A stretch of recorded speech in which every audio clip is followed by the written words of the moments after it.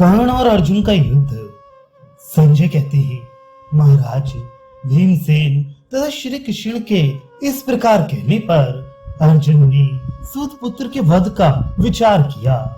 साथ ही भूमि पर आने के प्रयोजन पर ध्यान देकर उन्होंने श्री कृष्ण से कहा, भगवान, अब मैं संसार का कल्याण और सूत पुत्र का वध करने के लिए महान भयंकर अस्त्र प्रकट कर रहा हूँ। इसके लिए आप ब्रह्मा जी, शंकर जी, समस्त देवता तथा संपूर्ण ब्रह्मवेत्ता मुझे आज्ञा दे। भगवान से ऐसा कहकर सव्यसाची ने ब्रह्मा जी को नमस्कार किया और जिसका मन ही मन प्रयोग होता है उस ब्रह्मास्त्र को प्रकट किया। परंतु कर्ण ने अपने बाणों की बौछार से उस अस्त्र को नष्ट कर डाला। यह देख भीमसेन क्रोध से तमतमा उठे। उन्होंने सत्य प्रतिज्ञ अर्जुन से कहा, सव्यसाची, सब लोग जानते हैं कि तुम परम उत्तम ब्रह्मास्त्र की ज्ञाता हो, इसलिए अब और किसी अस्त्र का संधान करो। यह सुनकर अर्जुन ने दूसरे अस्त्र को धनुष पर रखा। फिर तो उससे प्रज्वलित बाणों की वर्षा होने लगी, जिससे चारों दिशाएं आच्छादित हो गईं। कोना कोना भर गया।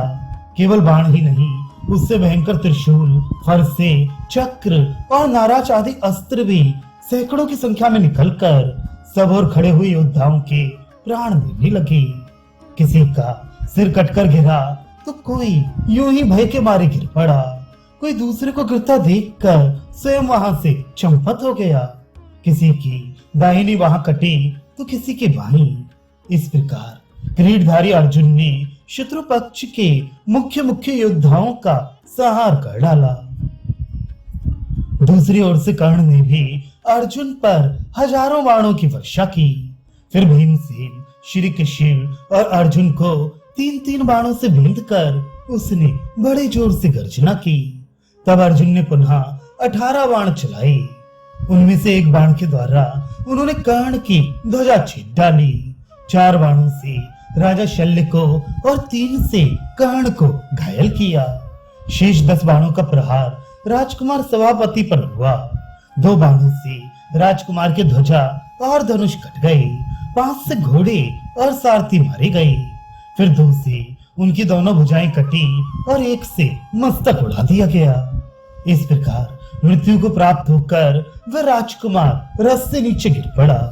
इसके बाद अर्जुन ने पुनः 3, 8, 2, 4 और 10 बाणों से कर्ण को बीन डाला। फिर अस्त्र शस्त्रों सहित 400 हाथी सवारों, 800 रथियों, 1000 घुड़सवारों तथा 8000 पैदल सिपाहियों को मौत के घाट उतार दिया। यही नहीं, उन्होंने बाणों से कर्ण को उसके सारथी, रथ, घोड़े और ध्वजा सहित ढक दिया। अब वह दिखाई नहीं पड़ता था। तदनंतर उन्होंने कौरवों को अपने बाणों का निशाना बनाया।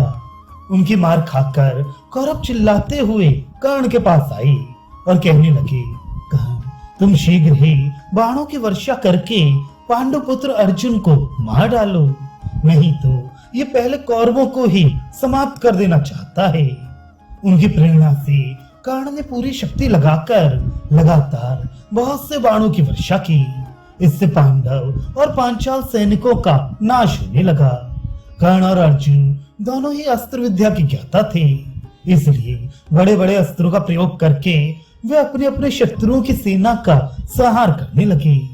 इतने ही में राजा युधिष्ठिर मंत्र तथा औषधियों के बल से पूर्ण स्वस्थ होकर कर्ण और अर्जुन का युद्ध देखने के लिए वहां आए। हितैषी वैद्यों ने उनके शरीर से बाण निकालकर घाव अच्छा कर दिया था। धर्मराज को संग्राम भूमि में उपस्थित देखकर सबको बड़ी प्रसन्नता हुई। उस समय सूतपुत्र कर्ण ने अर्जुन को क्षुद्रक नाम वाले 100 बाण मारे। फिर श्री कृष्ण को 60 बाणों से बींधकर अर्जुन को भी 8 बाणों से घायल किया। साथ ही भीमसेन पर भी उसने हजारों बाणों का प्रहार किया।